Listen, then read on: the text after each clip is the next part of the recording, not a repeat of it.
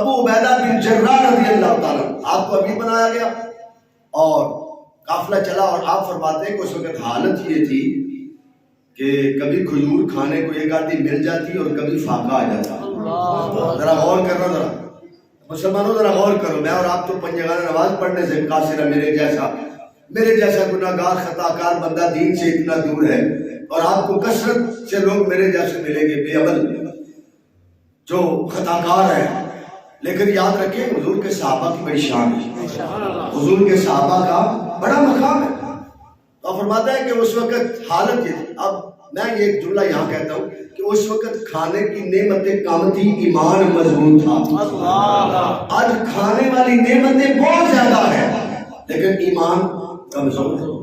حضرت ابو عبیدہ بن جراح رضی اللہ عنہ فرماتے ہیں ہم نے دریا کے کنارے نا ہم نے جو ہے وہ پڑاؤ ڈال لیا، اور حالت یہ ہو گئی کہ وہ کھجور بھی کبھی ملتی کبھی نہ ملتی، تو بس اللہ کریم پھر مہربان تھا، اس نے اپنے فضل سے ایسا کرم فرمایا کہ دریا سے ایک مچھلی آئی کنارے پہ، اور وہ مچھلی اتنی بڑی مچھلی تھی کہ جیسے پہاڑ ہوتا ہے۔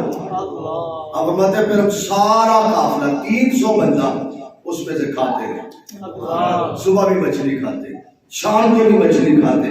اللہ نے اتنا انتظام فرمایا، مہربانی فرمائی، حتیٰ کہ ہم نے 18 دن یا 20 دن وہاں رہے تو مچھلی کھاتے رہے، مچھلی مکی نہیں،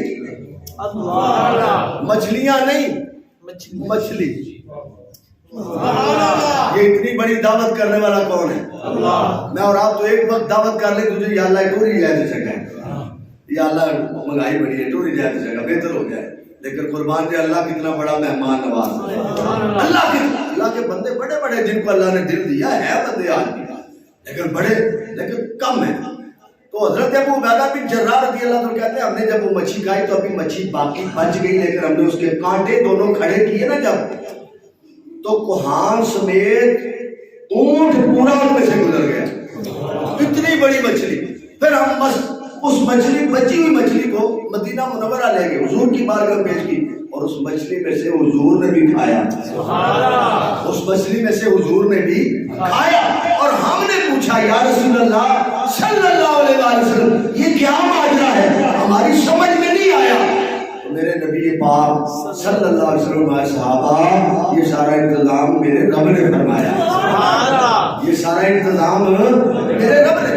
اور میرے آقا کریم علیہ السلام جب آخری بات وقت اپنے دامن بوسہ دیکھتا حضرت ابو ہریرہ رضی اللہ تعالیٰ، آپ فرماتے بنی اسرائیل کا وہ بندہ تھا، اور حضور نے اس کو بیان کیا، سیاستہ کی حدیث سے پاک ہے۔ میرے آقا کریم علیہ السلام فرماتے وہ بندہ بڑا نیک تھا اور اللہ کا بندہ تھا، اللہ کا بندے تو سارے ہیں پر جو نیک ہوتا ہے وہ اللہ کا بندہ ہوتا ہے، بندے تو سارے ہیں لیکن جو نیک ہوتا ہے وہ اللہ کا بندہ ہوتا ہے۔ فرماتے ہیں کوئی آدمی گزر رہا تھا تو اس نے بادلوں سے آواز سنی، کس سے؟ بادلوں سے آواز سنی، فلاں کے کھیت میں بادلوں برسو جا کے، فلاں کے کھیت میں بارش برساؤ۔ وہ کہتے ہیں میں نے آواز سنی، بارش شروع ہو گئی پہاڑ کے اوپر، اب پانی جو اکٹھا ہو کے ایک طرف چلنے لگا، تو میں بھی اس پانی کے پیچھے میں نے کہا دیکھو تو سب پانی کس کے کھیت میں جاتا ہے، اتنا کون سا اللہ کا مقبول بندہ ہے جس کے کھیت میں پانی جا رہا ہے، اور بادلوں سے آواز آتی ہے کہ اس کے کھیت میں بارش برسا دو۔ اللہ اکبر، سبحان اللہ۔ قربان حضرت ابو ہریرہ رضی اللہ عنہ حضور نے فرمایا جب وہ بادل کا پانی چلا نا ایک کھیت کی طرف پہنچا، وہاں ایک بندہ کھیتوں کو پانی لگا رہا تھا۔ پتہ آپ نے دیکھا نا کسی سے کاٹ چھانٹ کرتے ہیں، ادھر سے بند کرو ادھر سے کھولو، کھال بنی ہے۔ اس نے پوچھا بھائی تیرا نام کیا ہے؟ اس نے کہا تجھے کیا کام میرے نام سے، تجھے کیا مطلب میرے نام سے؟ کہا نہیں مجھے بتا تو صحیح نا یار تیرا نام کیا ہے؟ کہا میرا فلاں نام ہے، فلاں نام ہے میرا۔ کہا اچھا یار میں نے بادلوں میں سے یہی نام سنا ہے، بادلوں میں سے یہی نام سنا ہے۔ اور کہا بتا تو صحیح اللہ کے بندے تو کام کیا کرتا ہے، تیری زندگی کا وظیفہ کیا ہے، کیا طریقہ ہے تیرا زندگی گزارنے کا؟ اس نے کہا میں کام کوئی نہیں کرتا، بس یہ کھیتی باڑی کرتا ہوں، لیکن جب فصل ہوتی ہے 3 حصے کر لیتا ہوں۔ کتنے حصے کرتا ہوں؟ 3 حصے۔ بولیے کتنے حصے کرتا ہوں؟ اللہ مجھے بھی یہ سمجھ دے اور آپ کو بھی سمجھ، 3 حصے کرتا ہوں میں۔ کہتا پہلا حصہ میں اپنے بچوں کو کھلاتا ہوں، اپنے گھر والوں پہ خرچ کرتا ہوں، दूसरा हिस्सा मैं फिर इसी जमीन पे काश्तकारी करने में हिस्सा कर लगा देता हूँ, और तीसरा हिस्सा मैं अल्लाह की राह में देता हूँ। तीसरा हिस्सा कहाँ देता हूँ? तीसरा हिस्सा सारा अल्लाह की राह में दे देता हूँ।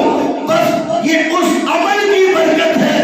कहा तू बड़ा मुकद्दर वाला है, तेरे रब को तेरी अदा पसंद आ गई, रब ने बादल को कर दिया है, ऐ बादल मेरा वो बंदा मेरी राह में मार देता है, जा उसका बाल सूखने न पाए, उसका खेत सूखने न पाए, जा उसको सैराब कर दे। सुभान अल्लाह। मेरा रब इसीलिए तो फरमाता है वलिल्लाहु मौलाकुम व हुवा खैरुन नासिरीन। मैं रब ही तो हूँ ना तुम्हारा मौला हूँ, अल्लाह ही तुम्हारा मौला है, और मैं ही सबसे बेहतर तुम्हारी मदद करने वाला हूँ। मेरे रिस्क तेरे रिस्क के इंतजाम कौन कर रहा है? मेरे तेरे बस में है कोई? दुकान खोल के बैठे गाहक ना सारी जिंदगी सारा दिन ना आए सारी रात ना, तो क्या कर लेंगे? ये सारा इंतजाम मेरे रब का है, ये सारा इंतजाम मेरा रब करता है। और हमें शुक्र किसका करना चाहिए? अल्लाह का। और जो अल्लाह का शुक्र अदा करते हैं उनको रिज्क खैर से मिलता है। वो काम थोड़ा भी करे तो रिज्क ज्यादा अदा कर देता है। तवक्कल जिसका अल्लाह की जात में हो जाता है, फिर अल्लाह उसके लिए सारी परेशानियों को दूर कर देता है। और मैं ये बात कहूँगा, अगर कोई नहीं मानता तो मुझे देख लो, मैं फकीर आपके सामने बैठा हूँ, मैं कोई मालदार तो नहीं, कोई मेरा नाम भी नहीं, बेनाम सा बंदा हूँ, पर सब करम है मेरे आका की निस्बत। सुभान अल्लाह। हुजूर के वसीले से बंदे कई परेशान होते हैं, कई शिकायत करते हैं, जी वो फला हो गया जी फला हो गया। मैंने कहा कुछ भी नहीं हुआ, खैर सल्ला है, तू भी गौर कर, तूने रब की राह में कभी दिया भी या कुछ ही सिर्फ बातें करता है बस। बातें नहीं करनी चाहिए, अल्लाह की राह में खर्च करो, उसके दिए हुए रिस्क से अल्लाह की राह में दो। अल्लाह कभी भी बंदों को वापस लौटाने से नहीं रहता। अल्लाह तो पता नहीं कितने गुनाह करके कितने गुनाह बढ़ा के वापस कर देता है।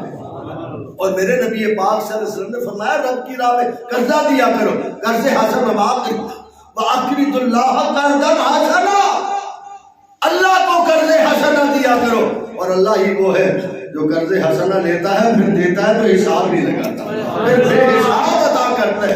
इसीलिए फरमाता है वल्लाहु यर्ज़ुक़ु मन यशाअ बिग़ैरि हिसाब, बस मैं तो रब हूँ जो बगैर हिसाब के अदा करता हूँ। मैं कहता हूँ यार अपने उलमा की तरफ न देखा करो, ये खाते क्यों हैं, पहनते क्यों हैं, ये सवारी पे क्यों आते जाते हैं, बड़े लोगों की नजर होती है, अल्लाह महफूज रखे, ये क्यों हो रहा है, ये क्यों हो रहा है। और मैं अपनी बात करता हूँ, छोटा सा बंदा, कई आदमी मेरे साथ भी ऐसे मामलात करते हैं, लेकिन मैं उनसे घबराता नहीं, क्योंकि मैं तो जो भी करता हूँ अल्लाह की रजा के लिए करता हूँ। मैंने किसी को खुश नहीं कर रहा हूँ ना, मैं किसी को खुश कर सकता हूँ, लेकिन उस बंदे से मुझे तकलीफ होती है जो इस इदारे से बेवफाई करता है, जो इस मरकज़ खैर से कमर फेरता है। मैं साफ कहता हूँ, ये मैं आप उसी मेरा किसी के साथ कोई मसला नहीं है, ना मुझे कोई अदावत है, लेकिन मैं उसके लिए दुआ तो कर सकता हूँ, या अल्लाह या तो इसको हिदायत दे दे या फिर इसके शर से मुझे बचा ले। अब आप खुद ही देखते हैं माशाल्लाह, अगर चंदे का आप हिसाब लगाएं तो एक दिन चंदा गिन के देख लें, अगर चंदे से निज़ाम चलता हो तो फिर आप भी देख लें, लेकिन ये अल्लाह की रहमत से निज़ाम चलता है। ये तेरे मेरी ताकत से नहीं चल रहा, ये अल्लाह के निज़ाम से, अल्लाह की रहमत से निज़ाम चल रहा है, ये चलता रहेगा। जब हम ना थे उस वक्त तो दीन का काम हो रहा था या नहीं? बोलो बोलो, मुझे भी टाइम नजर आ रहा है, देख रहा हूँ, बस खत्म करने लगा हूँ। जब मैं और आप नहीं थे तो निज़ाम चल रहा था दीन का या नहीं? कि मैंने आपने दीन का काम किया? नहीं। बोले नहीं शायद आप? नहीं। बट्ठी बात ना बोल नहीं। बुलंद आवाज़, कोई डरन की लोड़ नहीं, कोई नहीं। मुखालफत होती नहीं दिया, लेकिन मैं हैरान होता हूँ पीछे नमाजें पढ़ के भी मुखालफत लोग करते। दुख ये बात है यार, पीछे से इमाम के तुमने कहा कुछ शरी बात हो तो मुझे मजमे में खड़ा कर लो, मैं हाजिर हूँ, लेकिन वैसे मेरी कमर पीछे मेरी बुराई ना करो, ये तुम अपना बेड़ा गर्क करते हो। और मैं खुश होता हूँ, मैं कहता हूँ चलो मेहरबानी, तुमने मेरी कोई बदखोई की होगी, कोई गीबत की होगी, तो तुमने अपनी नेकियां मुझे देनी है, तुमने अपनी